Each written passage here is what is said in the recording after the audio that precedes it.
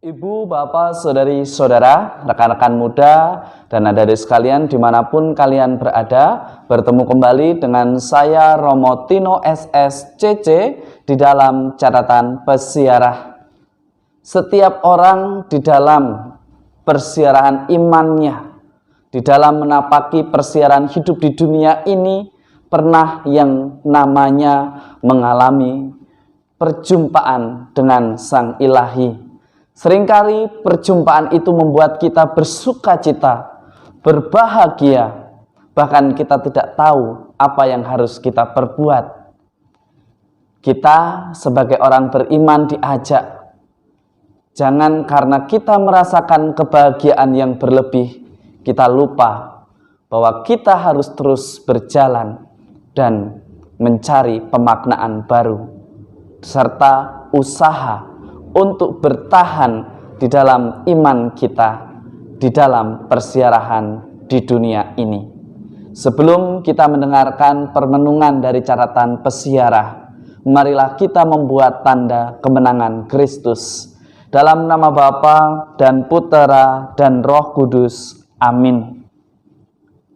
Allah Bapa yang Maha Luhur dan Maha Mulia, ketika Yesus menampakkan kemuliaannya di puncak Gunung Tabor, Engkau mengukuhkan misteri iman yang baku dengan kesaksian Nabi Musa dan Nabi Elia.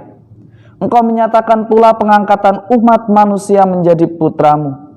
Semoga kami mendengarkan suara putramu terkasih, supaya kami layak menjadi pewaris dengannya dan hidup seturut kehendak-Mu. Demi Kristus Tuhan dan pengantara kami. Amin. Ibu, bapak, saudari, saudara, rekan-rekan muda, dan adik-adik sekalian yang terkasih di dalam Yesus Kristus. Dalam bacaan pertama, kita mendengarkan tentang bagaimana Daniel mengalami penglihatan. Daniel mengalami perjumpaan dengan Dia saat usia lanjut. Kekuasaan, kemuliaan yang ditunjukkan oleh Tuhan kepadanya secara pribadi membuatnya merasa damai dan bersukacita. Itulah rasanya kalau kita diperkenankan untuk menyapa dan berjumpa langsung dengan Tuhan. Mungkin melalui Anda dan saya, bisa juga sesama kita, di mana kita tinggal, di mana kita berada. Tetapi perjumpaan itu juga mengingatkan kepada kita, jangan lantas kita menjadi sombong, jangan lantas kita menjadi tinggi hati. Kita diajak untuk senantiasa rendah hati di dalam menghidupi iman kita.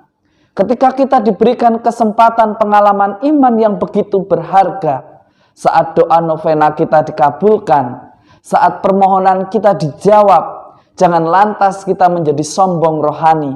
Bahkan dengan mudah mengatakan, mungkin doamu tidak didengarkan karena engkau doa dengan iman yang kurang, atau mungkin karena dosamu yang banyak. Kita diingatkan senantiasa untuk menjaga hati dan juga ucapan kita kepada mereka yang masih memerlukan pertolongan, yang masih merindukan sebuah jawaban dari Allah kita yang Maha Kasih. Mungkin kita berpikir bahwa doa yang tidak dijawab karena mereka tidak berkenan. Tetapi cara pandang Allah ialah berbeda dengan cara pandang manusia. Ia senantiasa memberikan segala yang baik di dalam rancangannya, tepat pada waktunya, tepat pada situasinya. Disitulah keindahan kasih Allah yang begitu membahagiakan.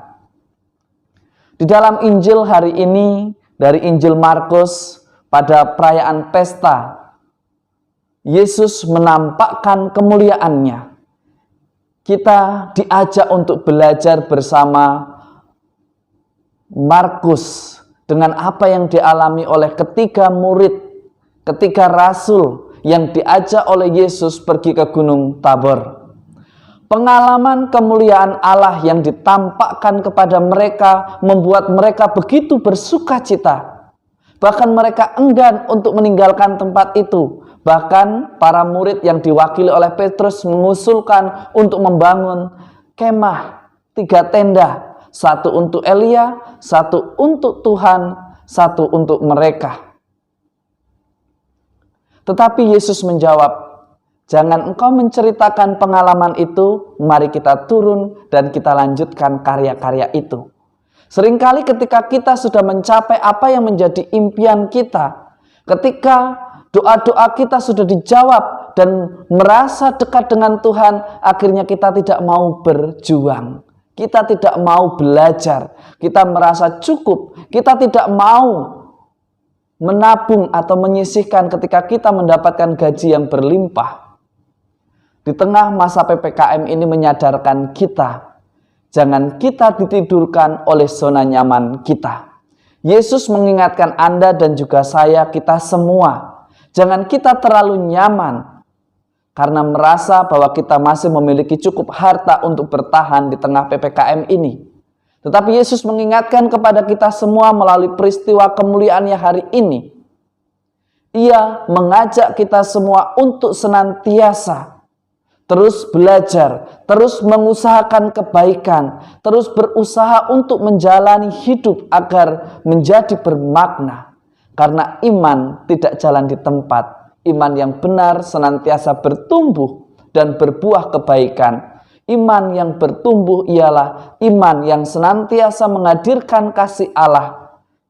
Iman yang tepat yang dikehendaki Tuhan, bukanlah iman yang egois, bukanlah iman yang didasarkan atas kebutuhan, tetapi iman yang tulus ikhlas. Iman yang membuat kita semakin memuliakan Tuhan dan membawa orang pada terang keselamatan yang kita wartakan. Dan masing-masing orang juga mengalami perjumpaan itu secara nyata.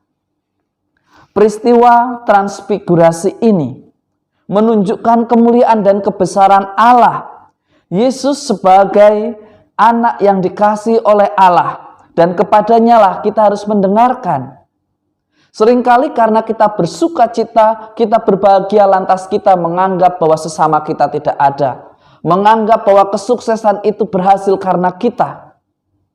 Tetapi melalui teguran Yesus hari ini kita diingatkan. Kita mesti mendengarkan apa yang menjadi rencana Tuhan. Kita mesti melihat apa yang Tuhan kehendaki atas kehadiran kita. Kita mesti mencari di mana Tuhan menyapa kita, di mana Tuhan hadir menguatkan kita. Semoga pengalaman transfigurasi ini menjadikan kita senantiasa untuk menjadi pribadi yang tidak mudah puas, tetapi senantiasa belajar dan terus mewartakan kebenaran di dalam persiaran hidup kita. Semoga berkat Tuhan senantiasa melindungi dan memberkati kita semua dalam nama Bapa dan Putera dan Roh Kudus. Amin. Rabi, betapa bahagianya kami berada di tempat ini. Baiklah kami dirikan 3 kemah, 1 untuk engkau, 1 untuk Musa, dan 1 untuk Elia. Tetapi Yesus meminta kepada mereka dan juga Anda, saya, kita semua untuk turun, berdiri, dan bergerak dari zona nyaman kita. Tuhan menghendaki kita untuk terus bergerak menuju pada kebaikan, menuju pada kebenaran, dan senantiasa mendengarkan suara firman-Nya. Dengan demikian, hidup kita akan senantiasa menjadi berkat. Tuhan memberkati. Amin.